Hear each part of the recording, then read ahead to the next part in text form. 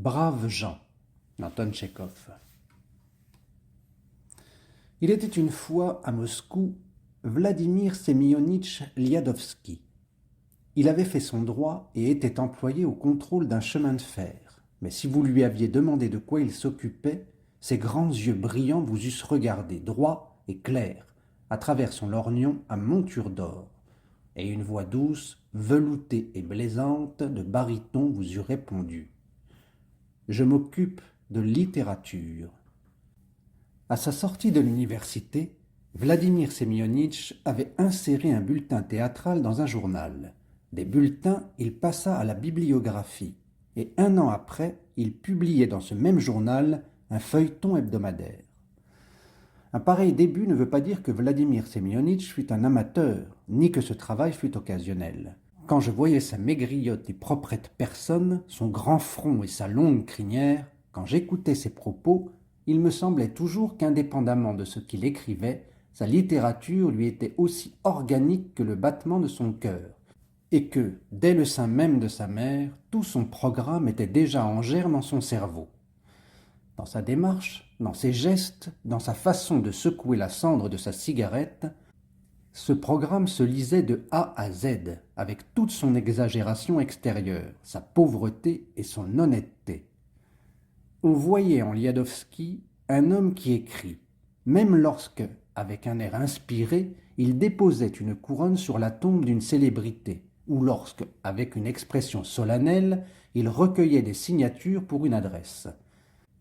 Sa passion de faire connaissance avec des gens de lettres connus, sa faculté de trouver du talent même là où il n'y en a pas, son continuel enthousiasme, son pouls à 120 pulsations, l'ignorance de la vie, l'agitation proprement féminine avec laquelle il se dépensait aux concerts et aux soirées littéraires, données au profit de la jeunesse des écoles, sa sympathie pour toute jeunesse, tout cela lui aurait donné une réputation de littérateur, même s'il n'eût pas écrit des feuilletons.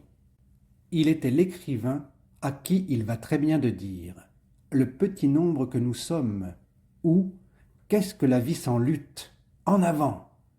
Bien qu'il n'eût jamais lutté avec personne et n'eût jamais marché en avant, lorsqu'il se mettait à parler des choses idéales, Liadovski ne le faisait pas non plus avec fadeur.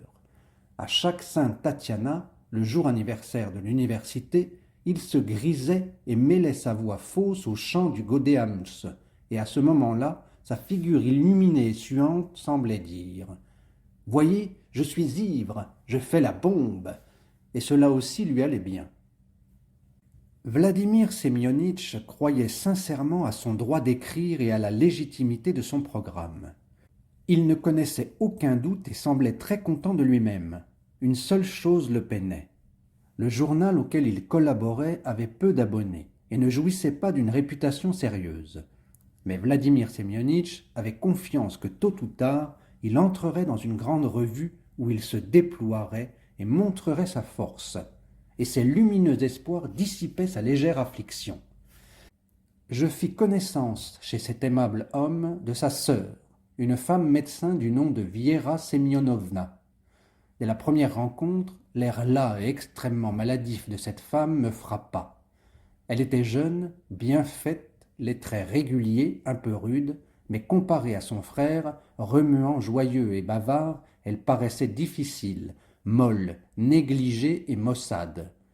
Ses mouvements, ses sourires, ses paroles avaient quelque chose de froid, de contraint, d'apathique. Elle ne plaisait pas. On la considérait comme fière et bornée. Mais au fond, elle me semblait se reposer. Mon cher ami, me disait souvent son frère en soupirant, rejetant ses cheveux en arrière d'un beau geste d'écrivain. Ne jugez jamais les gens sur l'apparence. Voyez ce livre, il y a longtemps qu'on le lit. Il est corné, déchiré, il a traîné dans la poussière, comme une chose inutile, mais ouvrez-le, il vous fera pâlir et pleurer. Ma sœur ressemble à ce livre-là. Tournez la couverture, regardez dans son âme, et l'effroi vous prendra. En quelques 3 mois, Viera a subi des épreuves suffisantes pour une vie tout entière. Vladimir Semyonitch, regardant autour de lui, me prenait par la manche et se mettait à chuchoter. Vous savez qu'à la fin de ses études, elle épousa par amour un architecte. Ce fut tout un drame. À peine était-il marié depuis un mois, son mari, pfout, meurt du typhus. Ce ne fut pas tout.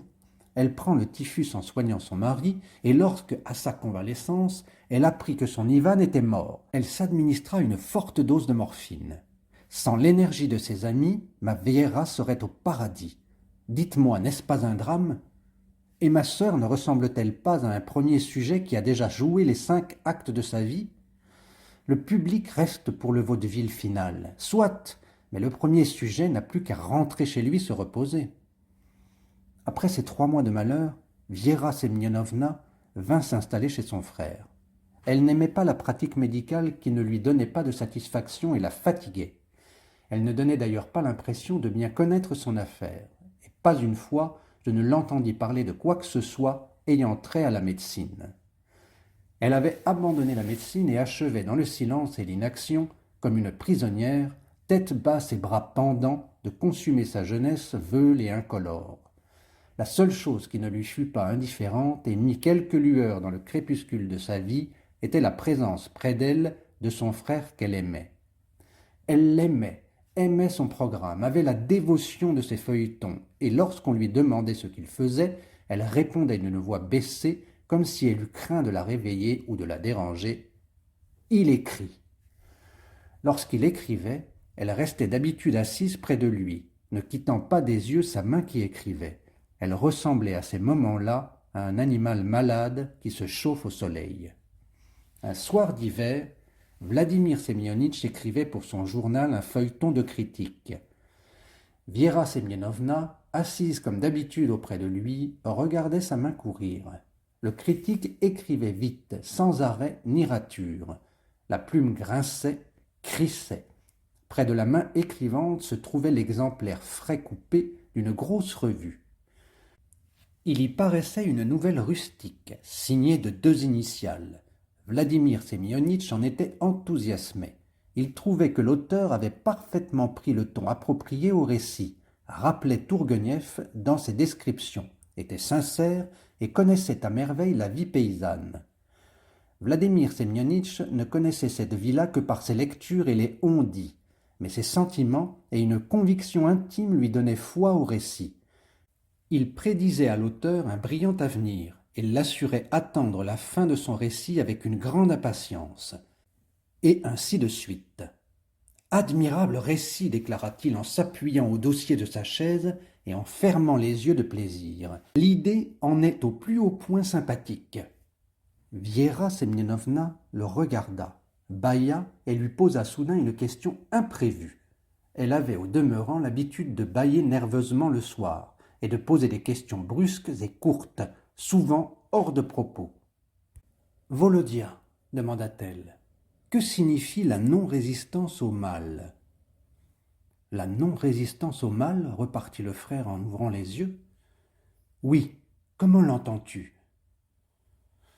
Voici, ma chère, figure-toi que des brigands t'attaquent et veulent te voler, et qu'au lieu de...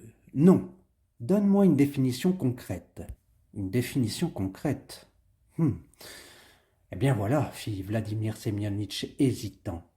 La non-résistance au mal est la non-participation à tout ce que, dans la sphère morale, on nomme le mal. Cela dit, le critique se pencha sur sa table et se remit à lire la nouvelle œuvre d'une femme. La nouvelle exposait la dure situation, tombant sous le coup de la loi, d'une dame vivant sous le même toit que son amant avec son enfant illégitime. L'idée, l'affabulation et l'exécution plaisaient à Vladimir Semyonitch. En résumant le sujet et en détachant les meilleurs passages, il ajoutait « N'est-ce pas que tout cela est vrai comme la réalité, que cela est vivant et pittoresque?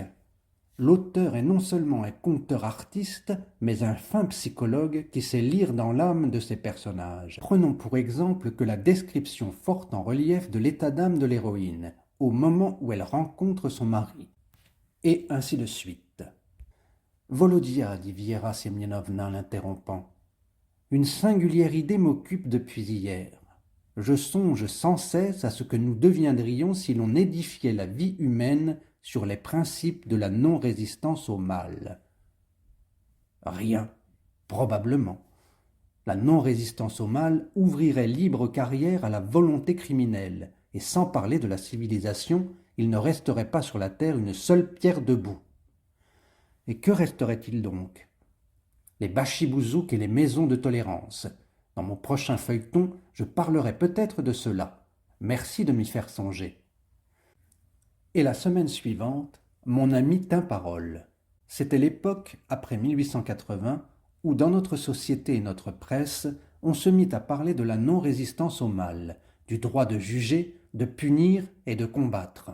L'époque où quelques personnes de notre milieu se mirent à se passer de domestiques, à partir pour labourer à la campagne, à renoncer à l'usage de la viande et à l'amour charnel. Après avoir lu le feuilleton de son frère, Viera Semyonovna réfléchit et dit en levant un peu les épaules. Très gentil, mais je ne comprends pourtant pas tout.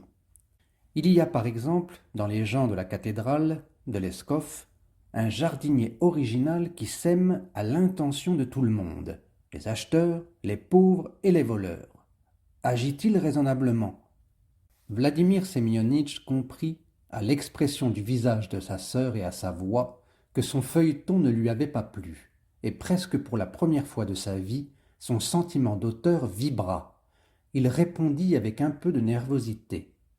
Le vol est un acte immoral. Semer pour les voleurs, c'est leur reconnaître le droit à l'existence. Que dirais-tu si, en fondant un journal et en déterminant les rubriques, j'avais aussi en vue, en dehors des idées honnêtes, le chantage? Je devrais, d'après la logique de ce jardinier, faire une place au maître chanteur, ces coquins de la pensée. Est-ce ça? Viera Semyonovna ne répondit rien. Elle se leva, se traîna paresseusement vers le divan et s'y étendit. Je ne sais rien, dit-elle pensive. Tu as probablement raison, mais il me semble, je le sens, que dans notre lutte contre le mal, il y a quelque chose de faux, comme s'il s'y trouvait quelque chose d'inexprimé ou de caché. Nos façons de non-résistance au mal font peut-être partie, Dieu le sait, du nombre des préjugés si profondément ancrés en nous que nous n'avons plus la force de nous en passer et que nous ne pouvons même plus en juger sainement. Comment l'entends-tu? Je ne sais comment t'expliquer. Peut-être l'homme se trompe-t-il en pensant qu'il a le droit de lutter avec le mal, comme il se trompe par exemple en pensant que son cœur a la forme d'un as de cœur. Il se peut que pour lutter contre le mal, nous ayons le droit d'agir non pas par la force, mais par le contraire de la force. Autrement dit, si tu ne veux pas, par exemple, que l'on te vole ce tableau, ne le cache pas, mais donne-le. Intelligent, très intelligent. Si je veux épouser par intérêt une fille du marchand riche, elle doit elle-même, pour m'empêcher de commettre cet acte méprisable, s'empresser de m'épouser. Le frère et la sœur causèrent jusqu'à minuit sans se comprendre. Si un tiers les eût écoutés, ils n'auraient guère conçu ce qu'ils voulaient tous les deux. Le soir, d'ordinaire, le frère et la sœur restaient à la maison. Ils n'avaient ni famille ni connaissance et n'éprouvaient pas le besoin d'en avoir. Ils n'allaient au théâtre que pour des pièces nouvelles. C'était alors l'usage des écrivains. Ils n'allaient pas au concert parce qu'ils n'aimaient pas la musique. « Pense-en ce que tu voudras, dit le lendemain Viera Semyonovna. Pour moi, la question est en partie décidée. Je suis profondément convaincu que je n'ai aucun droit de m'opposer au mal dirigé contre moi-même. Ce droit ne se fonde sur rien. On veut me tuer, soit. Si je me défends, cela n'améliorera pas le meurtrier. Il ne me reste qu'à décider la seconde partie de la question. Comment envisager le mal dirigé contre mes proches? Viera, dit Vladimir Semyonitch en riant, ne te surexcite pas. La non-résistance au mal devient, je le vois, ton idée fixe. Il voulait tourner en plaisanterie ces ennuyeuses conversations, mais le temps n'était plus à la plaisanterie. Il riait jaune. Sa sœur ne s'asseyait plus auprès de sa table à écrire et ne suivait plus dévotement des yeux la main qui écrivait. Vladimir Semyonitch sentait chaque soir que derrière son dos sur le divan était étendu un être en désaccord avec lui. Et son dos lui semblait en bois et engourdi, et en son âme il passait du froid. L'amour-propre des auteurs est rancunier, implacable. Il ne connaît pas le pardon. et la sœur de Vladimir Semyonitch était la première personne et la seule qui eût décelé et agité en lui ce sentiment inquiet.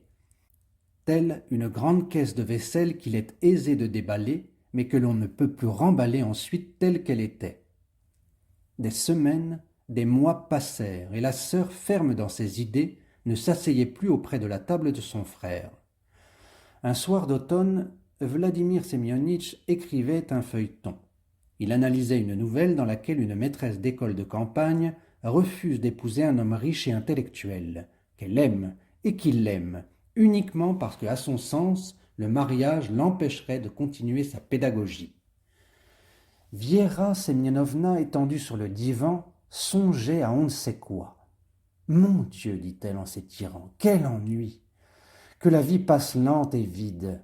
Je ne sais que faire de moi. Et tu gâches tes meilleures années à on ne sait quoi. À la façon d'un alchimiste, tu retournes un tas de vieilles choses inutiles à qui que ce soit. Ah, mon Dieu !» Vladimir Semyonitch laissa tomber sa plume et se retourna lentement vers sa sœur. « Tu es ennuyeux à voir, continua-t-elle.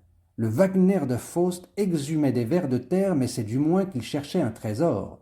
Toi, tu cherches des vers pour eux-mêmes. » Très vague ce que tu dis. Oui, Volodia, tous ces jours-ci, j'ai longuement, péniblement réfléchi, et je me suis persuadé que tu es un obscurantiste, un routinier. Demande-toi ce que peut t'apporter ton travail assidu et consciencieux. Dis-le-moi.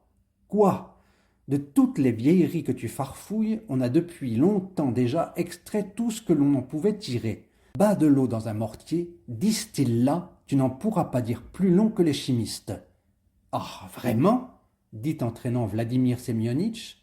Oui, tout cela est vieillerie parce que ce sont là des idées éternelles. Mais à ton sens, qu'y a-t-il donc de nouveau ? Tu te mêles de travailler dans l'ordre intellectuel. C'est à toi d'inventer quelque chose de nouveau. Ce n'est pas à moi de te l'apprendre. Je suis un alchimiste, fit le critique étonné et révolté, les yeux à demi clignés et moqueurs. L'art et le progrès, c'est de l'alchimie. Vois-tu, Volodia, il me semble que si vous tous, les gens de pensée, vous vous dévouiez à la solution des grands problèmes, toutes ces petites questions sur lesquelles tu peines seraient résolues d'elles-mêmes, accessoirement. Lorsqu'on monte en ballon pour voir une ville, on voit naturellement aussi les champs, les villages et les rivières. Lorsqu'on fabrique de la stéarine, on obtient comme sous-produit de la glycérine. Il me semble que la pensée moderne est stationnaire, est fichée en place. Elle est préconçue, lente, timide. Elle craint un vaste essor gigantesque, comme nous redoutons, toi et moi, de gravir une haute montagne. Elle est conservatrice. De pareilles conversations laissent des traces. Les relations du frère et de la sœur empiraient chaque jour. Le frère, quand sa sœur était là, ne pouvait plus travailler et s'irritait de la savoir étendue sur le divan, lui regardant le dos. La sœur continuait à se crisper maladivement et à s'étirer lorsque, essayant de faire revivre le passé, il tâchait de lui faire partager ses enthousiasmes. Chaque soir, elle se plaignait de l'ennui, parlait de la liberté de la pensée et des routiniers. Emportée par ces nouvelles idées, Viera Semyonovna démontrait que le travail dans lequel son frère se plongeait était un parti pris, une vaine tentative des esprits conservateurs pour prolonger ce qui avait déjà fait son temps et disparaissait de la scène du monde. Ces comparaisons n'en finissaient pas. Elle comparait son frère tantôt à un alchimiste, tantôt à un clerc vieux croyant qui préférerait mourir plutôt que de céder à la persuasion. Un changement peu à peu se marqua dans sa vie. Elle pouvait rester des journées et des soirées entières allongée sur le canapé sans rien faire, sans lire, à penser seulement, et son visage prenait l'expression froide et sèche que l'on voit aux personnes n'ayant qu'une idée et qui croient profondément. Elle se mit à refuser les services de la domestique.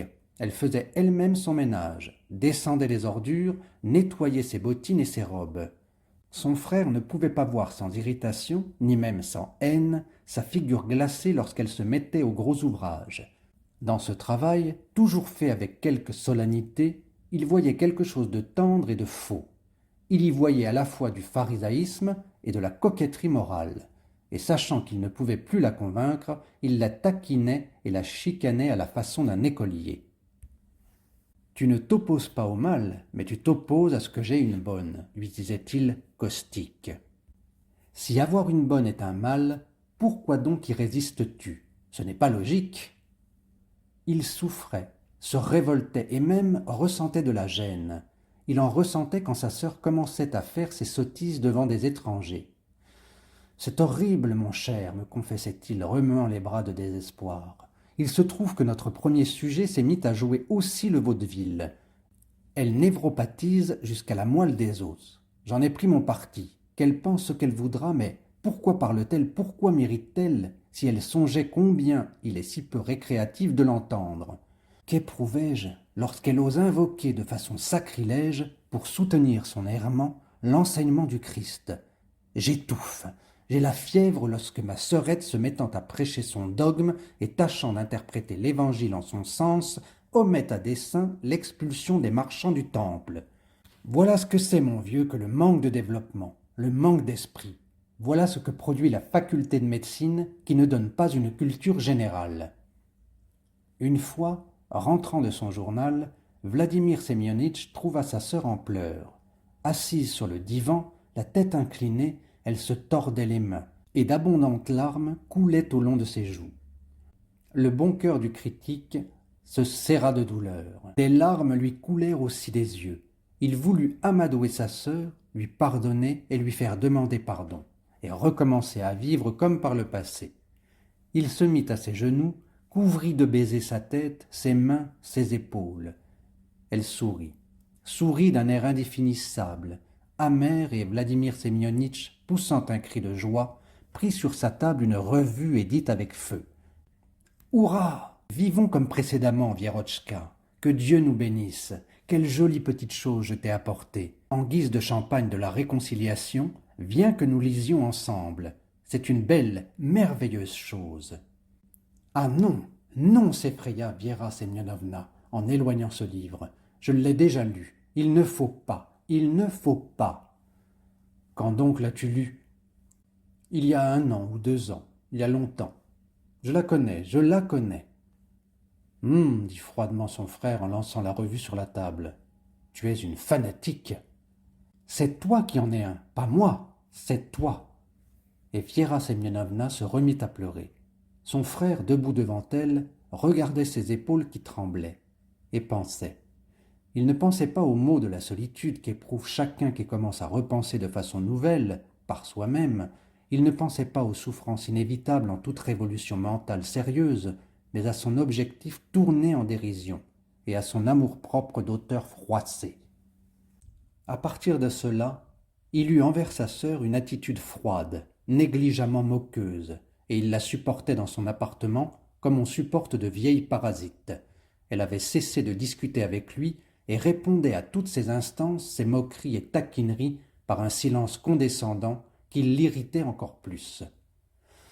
Un matin d'été, Viera Semyonovna entra chez son frère en costume de voyage, une sacoche passée à l'épaule, et l'embrassa froidement au front. « Où vas-tu donc ?» lui demanda Vladimir Semyonitch étonné. « Au gouvernement de N, faire la vaccine. » Le frère sortit pour l'accompagner. « Voilà ce que tu as été chercher, railleuse, murmura-t-il.